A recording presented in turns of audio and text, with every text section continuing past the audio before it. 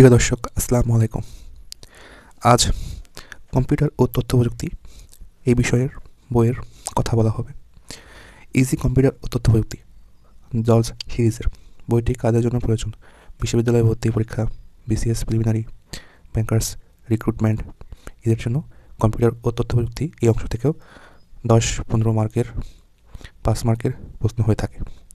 So এই বই নিয়ে আজ আলোচনা করা যাক। প্রথমেই আমরা সূচিপত্রের দিকে যাই।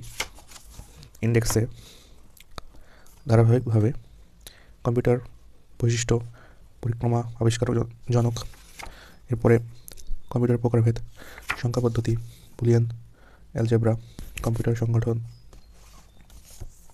কম্পিউটার পেরিফেরালস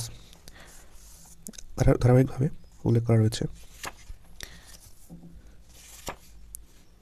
এবং শেষের দিকে তথ্য প্রযুক্তি, যেমন কম্পিউটার নেটওয়ার্ক, ওয়েব ডিজাইন, পরিচিতি, এবং শেষে বিসিএস ও ব্যাংক এর প্রশ্ন উত্তর রয়েছে এবং শেষে বিসিএস সিলেবাস অনুযায়ী সূচিপত্র উল্লেখ করা রয়েছে। তো বই এর দিকে দেখি।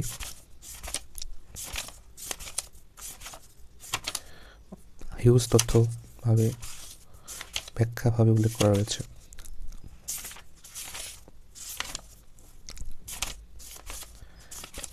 অনেক তথ্য যা মনে রাখা অনেক কষ্টসাধ্য, কিন্তু কম্পিউটার ও তথ্য প্রযুক্তি এই অংশে ভালো করার উপায় হচ্ছে বেশি বেশি করে এমসিকিউ প্রশ্নগুলো দেখা, মনে রাখা এবং একটি সাবজেক্টের জন্য একটি বইই বারবার করে পড়া।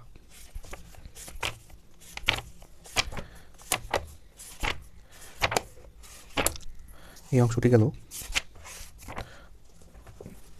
কম্পিউটার ও তথ্য প্রযুক্তির ব্যাখ্যা সমৃদ্ধভাবে দেওয়া রয়েছে এবং এই পাশে পরের অধ্যায়ে রয়েছে বিসিএস বিগত প্রিলিমিনারি, ব্যাংক, পিএসসি প্রশ্নোত্তর ও ব্যাখ্যা।